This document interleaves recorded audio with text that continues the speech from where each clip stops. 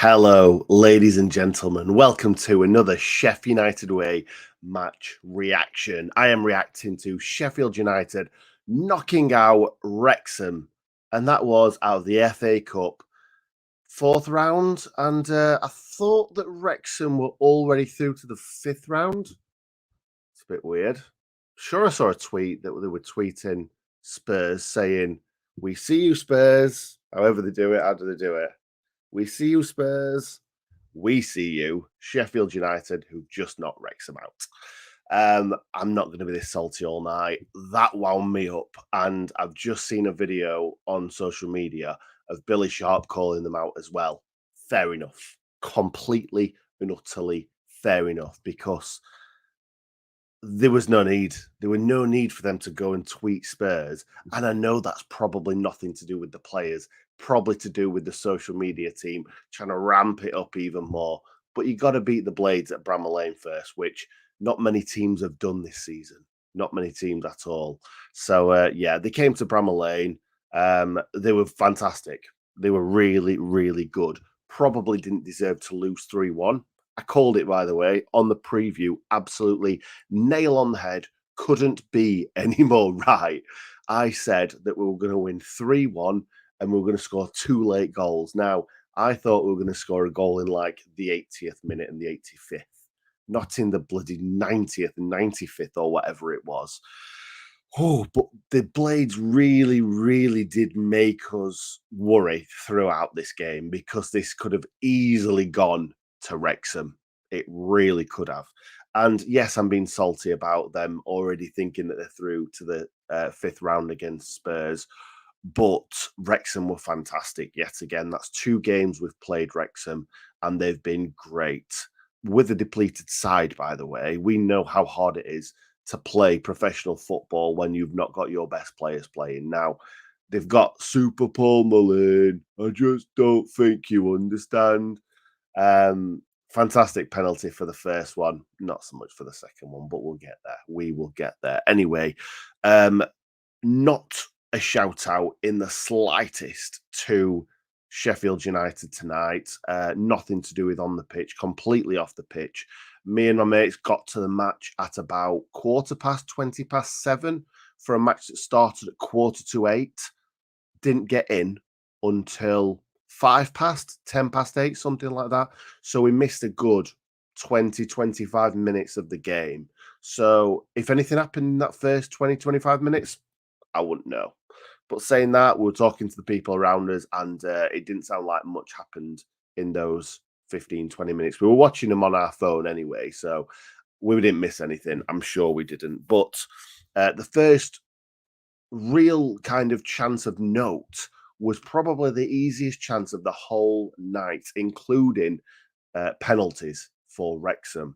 Iliman Ndiaye nicks the ball from a Wrexham corner. He nicks the ball past the final man for Wrexham, or the final defender, should we say, on the halfway line.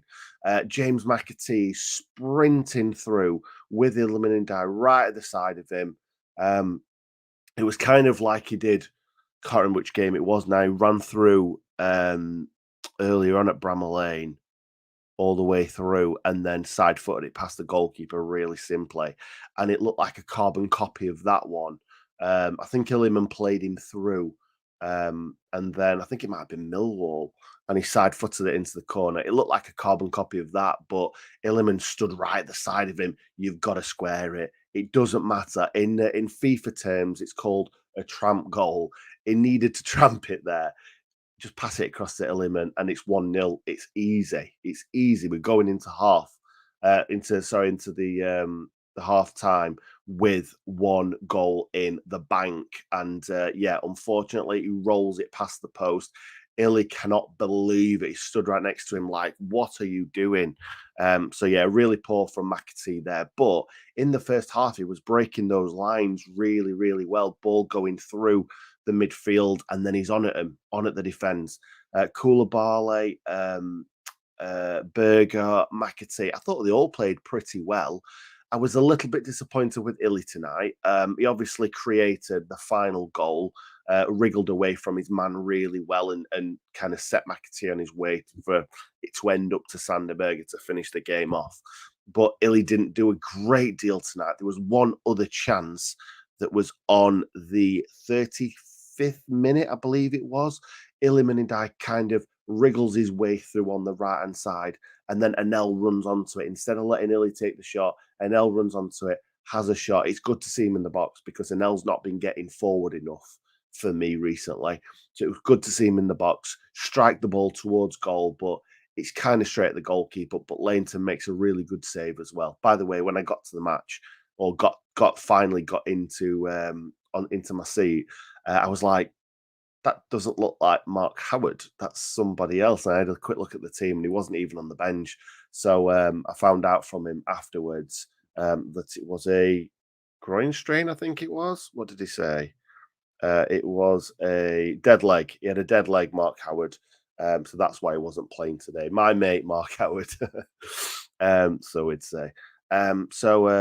Yeah, gutted to see Mark Howard not in the goal, but I thought Lainton had a really good game for Wrexham as well. Made a good save. That one for an L. Yeah, he made a few more good saves tonight, to be perfectly honest. But we're going to half time 0-0 again, where it should have been at least 2-0 to the Blades, I think. We had other chances, but those two were the big ones where Anel close to goal, swipes his foot at it. Anywhere else on target, it's in the back of the net, but the goalkeeper makes a good save. And obviously, James McAtee rolling it past the post, frustrating to see. I think Billy had a header saved quite easily by the goalkeeper, a couple of other chances, but we go into the second half.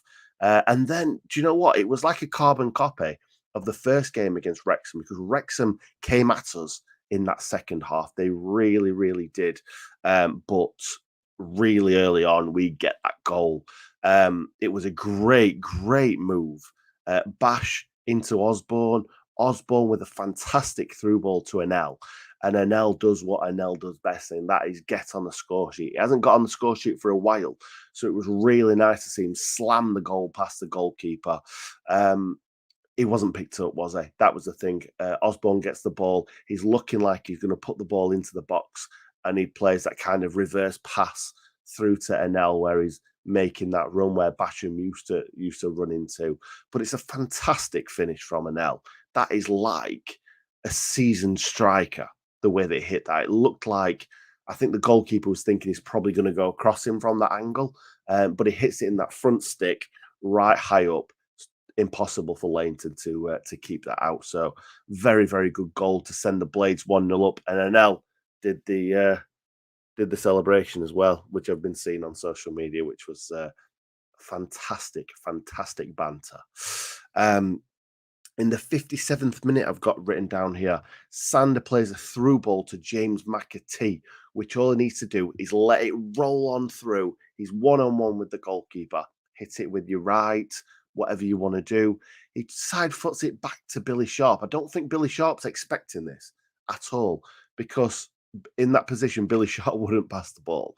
So he's probably not expecting this back. So McAtee plays it back across goal when he's kind of one-on-one with the goalkeeper. I think it was because he's on his right foot, and obviously early on, the one where he didn't play Illy in was probably playing on his mind. So he thought, let's pass it to somebody, and he passes it to Billy, kind of gets away from him.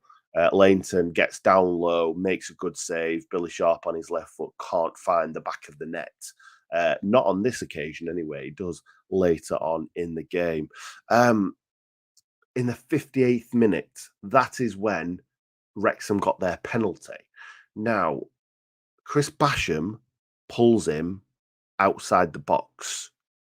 Now, to me, it looked like, I thought it looked a stonewall penalty, but I watched it on the highlights afterwards. It's definitely a foul. It's whether he pulls him outside the box and lets him go before he gets to the box, because Mullin is looking for a penalty. Mullin is looking to dive into that box, and the referee buys into it. He gives a penalty. I probably would have done as well, to be perfectly honest, but it's whether he lets him go before he gets into the box. For me, he stands up to take the penalty. Paul Mullin, he absolutely wellies this into the roof of the net. straight down the middle. No goalkeeper in world football is saving that penalty. And not just that, if Adam Davis stands exactly where he is and goes like this, I'm still not sure he's saving that. It was one of the greatest penalties I have ever, ever seen. Maybe the greatest penalty I've ever seen at Bramall Lane, to be honest, because nobody's saving that. That's a fantastic penalty. And then the flares get thrown on the pitch. It takes about 5 minutes to get the game back underway, and we score in added time, don't we? So maybe those flares had something to do with Wrexham not getting to extra time, but probably not. Probably not. I think Billy scored quite early into injury time. But then they get a second penalty. And this is just silly from Norwood. Really, really silly. I spoke to my dad after the game, and he seemed to think, I think he's been a little bit biased on this one, but he's thinking that Norwood thinks he can nick it and then pulls out at the last minute. I've watched it back. I think Norwood does try and pull out, but he doesn't pull out quick enough. And Mullins probably looking for the penalty. Who wouldn't be? Like in that situation, if Sharpie's going down, I'm screaming for a penalty. So fair enough, fair enough. I think they deserved a penalty. For that one. It was a silly, silly challenge from Norwood. He knows better than that. He's not a silly boy. He conducted everything when he came on. I thought we looked by far a better team when Norwood came on. I think Hal tweeted out from the Sheffield United Way Twitter account earlier on. How did everyone thought that Koulibaly did? Lots and lots of people being really, really positive about Koulibaly. I thought he did okay. But you can see the levels that Norwood is bringing to Sheffield United when he comes on. He is picking that ball up deep. He wants it constantly. Every time Basham's got the ball, Robinson's got the ball, Egan's got the ball. He's like, give me the ball. Let me spray these passes out wide. Let me start these attacks. Whereas Koulibaly was getting the ball, and he was like, at one point he did some crazy little step overs and then flicked back, and there was nobody around him whatsoever, which was pretty hilarious. But I thought he did okay, Koulibaly. It's nice to see him get some minutes under his belt. The last time I saw him, I think it was Lincoln in pre-season, and he had a pretty poor game. So it was nice to see him have a positive game today. Definitely didn't do too badly. It was just nice to see Norwood come on. And really, we shouldn't need Norwood in every game, but it was nice to see him come on and do the business that we're used to seeing. But anyway, Paul Mullin steps up for this penalty after Norwood dives in sillily. And I likened this to Harry Kane's miss in the was it the quarterfinals against France, or was it the round of 16? I can't remember. But when you take two penalties in a row, the same player against the same goalkeeper, that second penalty, your mind is playing tricks on you. It's like, where's the keeper thinking I'm going to go? I can't go straight down the middle again, because if I go straight down the middle again, he might just stand there. So do I go that side or that side? And then I think he got in his own head, and it's a really, really poor penalty. He puts a lot of pace on it, but it's at a perfect height for Davies to save this.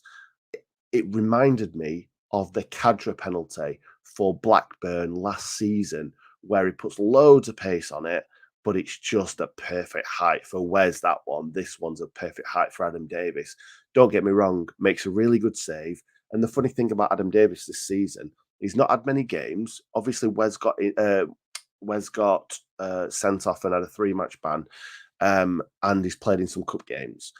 Now, Adam Davis has had 3 penalties against him this season. I'm pretty sure that's more than what Wes has, and he saved 2 of them. One against Timu Puke for Norwich, and then one against Paul Mullin tonight.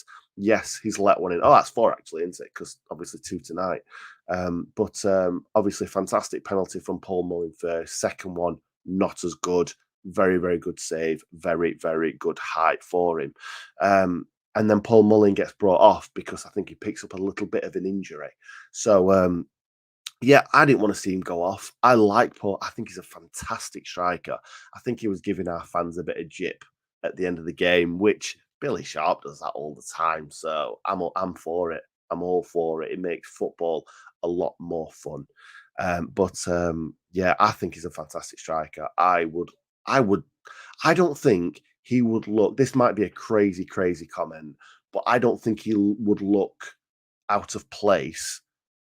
Definitely, definitely not in a championship team, maybe even like in a Premier League team. I just think that he's got everything. He's deceptively quick. I think he battles for everything. He never knows when he's beaten. He's a great finisher, can clearly take a good penalty. Well, he can take one good penalty. I just think everything about him is just attractive as a striker because defenders do not want to play against players like Paul Mullin. So fair play. He is playing in League One. He should be banging in multiple goals a game. He's so, so good. Ollie Palmer was also a big, big handful when he came on as well. And then like the Blackburn game last season, when the penalty was missed, that swings um, everything in the opposite way, doesn't it? Really. And after that, it was mostly us. We had loads of good chances. And then finally, actually, in the 90th minute, I've written down Ollie Norwood strikes the ball goalwards and he is incensed. He runs to the referee. He's handballed that, handball to the referee. The referee gives nothing like he gave nothing all night, especially for us anyway. But I felt like he bottled that, the referee. I haven't seen it back, but the way that Norwood and the rest of them, ran at the referee, it. My dad said after the game he's watched it on TV that his arm were in an unnatural position. If it hits it, it's going goalwards. It's a penalty. It's got to be. So yeah, like I say, I haven't seen it, so I can't talk too much about it. But it sounded like that was a stonewall penalty. Um, but then Billy Sharp finishes it all off in style. Um, Now, which one? Yes, this is the one. So Norwood, the ball's in the box. It's kind of um, up and down in the box from Wrexham, like they like to do, get the ball into the box, bobbling around and stuff like that. Finally, Norwood gets the ball down, fires it towards Sharp, and I don't know. I'm really sorry because I feel really bad for this Wrexham defender. I think it was the number 32, but I'm not 100% sure. I think it was Cleworth. I think it was Cleworth. I don't even know if that's how you say it. He's 20 years old, Max Cleworth. He goes to chest it. It's going a bit too low, and he goes to chest it, and it kind of goes through his legs. And it was just utter luck because the defender makes a howler, really. And Billy Sharp runs onto that, and Billy Sharp does what Billy Sharp does best and scores goals. It was such a Billy Sharp finish as well. Trickled it right into the corner, precision. He knows how to find those corners when it matters. And yes, he missed a lot of chances tonight. He's missed a lot of chances of late, but he managed to find the back of the net there, and he was very, very much happy about it. And obviously wanted to give it to their players as well. He said they were being very disrespectful before the game. I'm not sure whether that carried on throughout the game, but he wasn't very happy with how they conducted themselves. Um, but yeah, that was 2-1.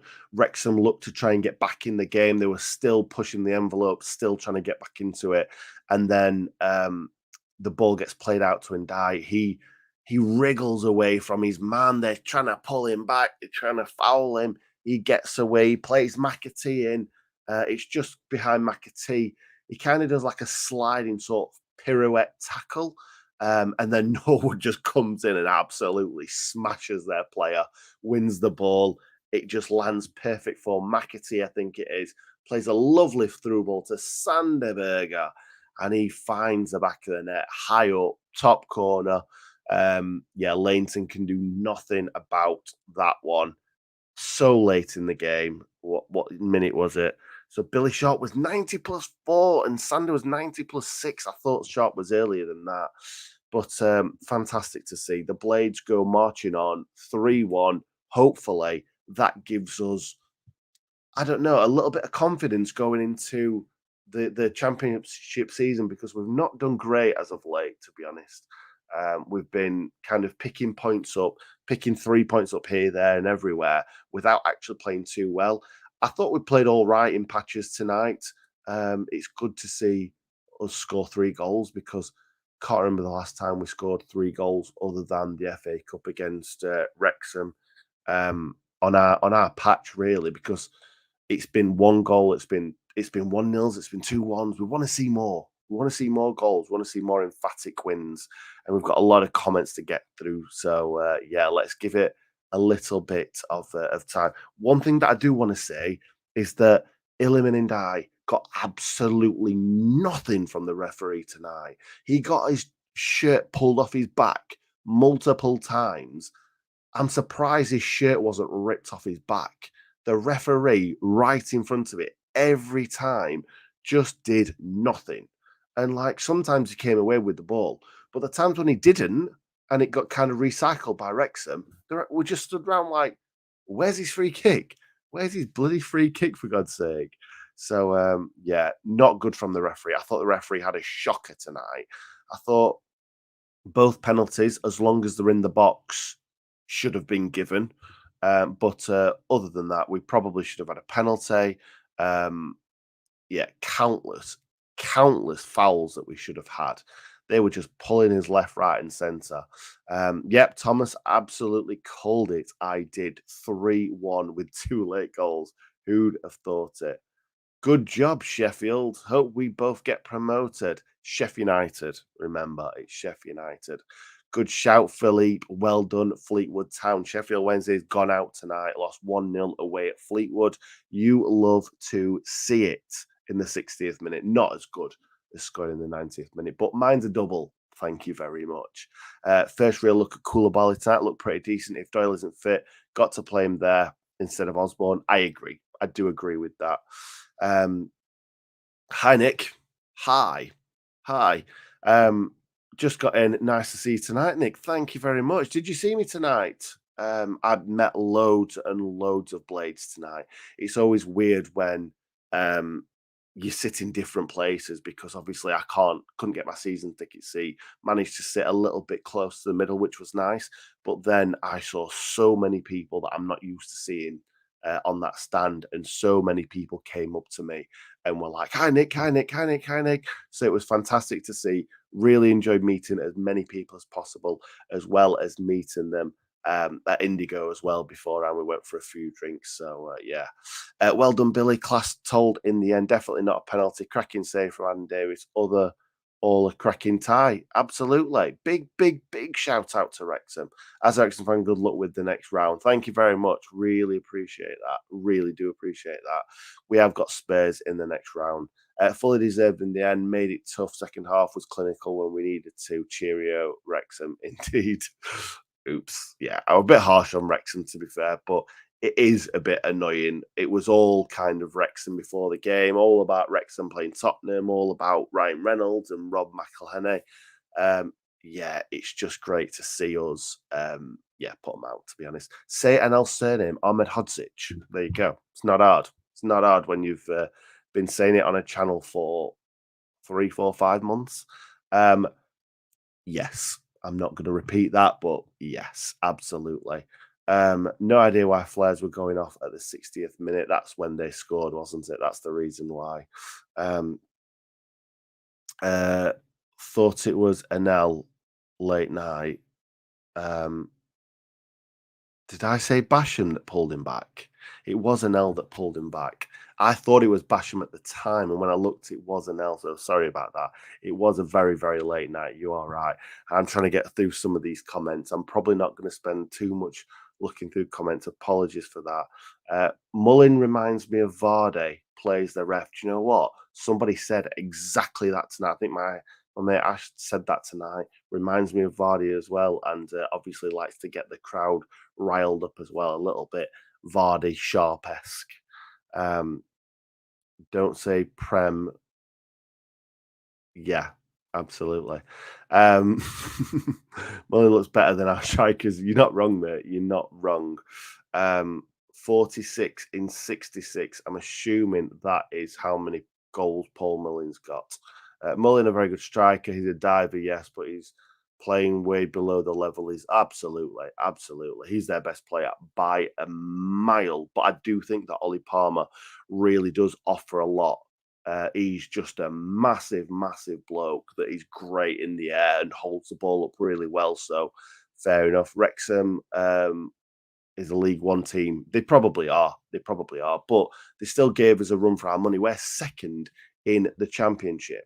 If they were a League One team, I wouldn't expect a League One team to pose as many threats as what Wrexham did. So maybe they're above League One. Maybe they're higher end of League One. Um, uh, it was the long throw. We kept getting done by that. To be fair, we defended quite well, but it's just frustrating to see. I watched Wrexham's highlights from the Altrincham game, and it was just long ball, long throw-ins. But tonight they got the ball down quite a bit. To be fair, Nick, bring your dad on to do a match reaction of the Blaze game. It would be great to listen to him. My dad, no, it's not my dad's thing. I don't know how I ended up doing this, but it's not my dad's thing. It's really not. Yeah, biased media, absolutely. I'm glad I didn't watch it on TV. I'm glad I went to the game because I can't listen to them talking about Wrexham constantly. I really can't. Yeah, everybody talking about Wrexham being a League One team. Cooler, but more people saying Cooler Barley's played well. That's Paul there. Ref doesn't have track record. Google him. Oh, right. Okay. Did not realize that. Did not realize that. Ref was easily paid off by Deadpool, but in the end, just not enough. It was really bad. It was almost like he was on the payroll. It really, really was. Media wanted to sell the clips to the documentary, possibly. Do you know what? We are going to ruin that documentary. We really are, aren't we? But let's see. Let's see. Let's see if Wrexham ruin their own league. I hope they don't. I hope they go up. I've got a lot of respect for Wrexham. They've been fantastic in those last 2 games against us.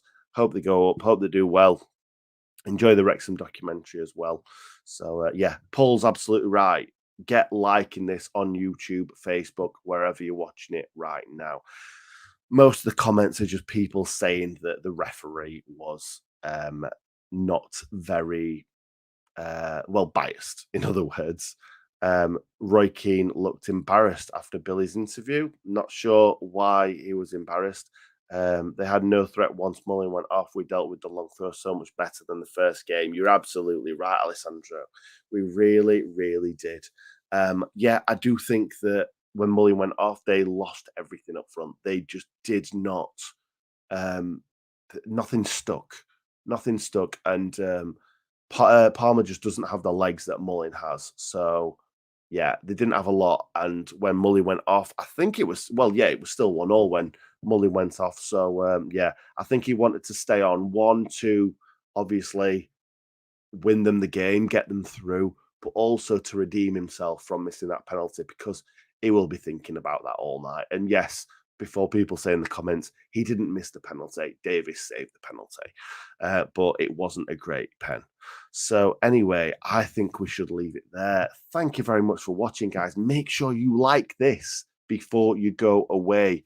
I really appreciate everyone tonight dropping by. It is late, but we have just knocked Wrexham out of the FA Cup through to the 5th round to play Spurs. Can life get any better? Thanks for watching, guys. See you next time.